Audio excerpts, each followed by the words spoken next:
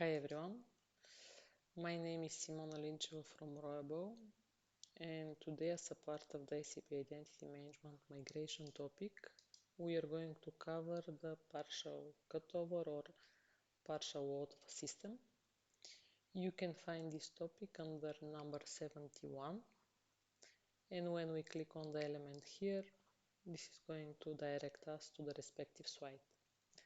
A quick disclaimer, we are using the partial cutover term in the same way as a partial load or partial activation of a target system.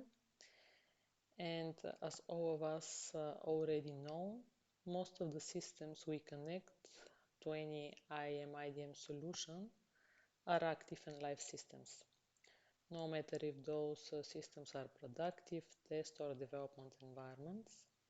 So we have a number of different accounts and or users already active there with a set of authorizations. And additionally, we have the rest of the access that will be used in future projects or processes.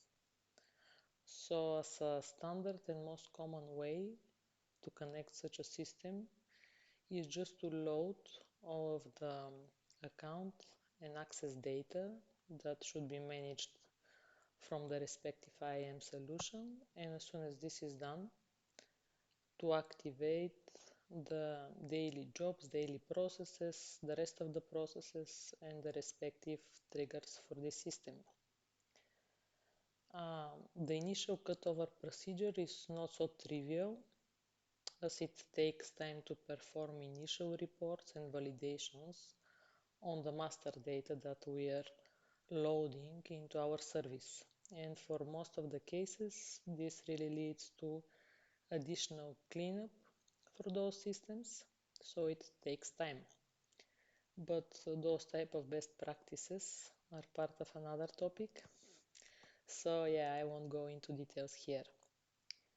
Then from our experience with SAP IDM and other solutions, as soon as the system is active, it's a bit tricky to perform post-go live cutovers, as we have some of the triggers and processes already active and those will be affected.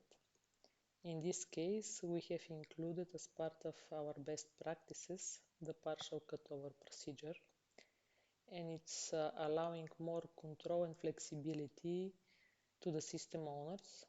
So based on their timeline and planning, they can perform a partial activation or partial cutover of their systems.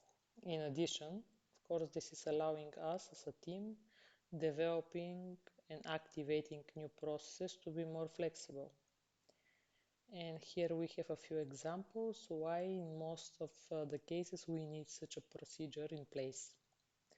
The first reason is to give, as I mentioned, control to system or application owners, as in most cases there is a push from audit and compliance to have their systems connected to a global, centralized, let's say, IAM service. But in a lot of cases, not all parts of the systems are ready to integrate with us.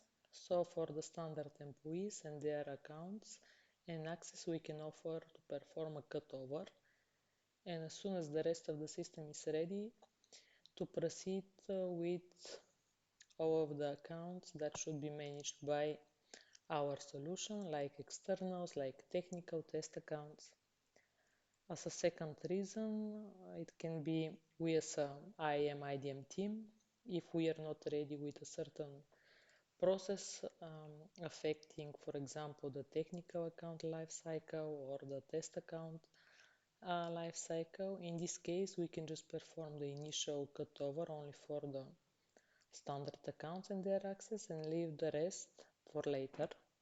So when we are ready, we can perform the partial cutover for those accounts and their authorizations, of course. In other cases, you can have a combination between different reasons, even political reasons, why not? So it's always good to offer and provide such process to your customers.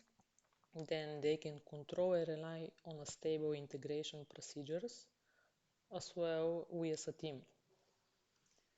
As usual, thanks for listening, and for more information on the upcoming topics, please follow us on the social media channels. Thank you.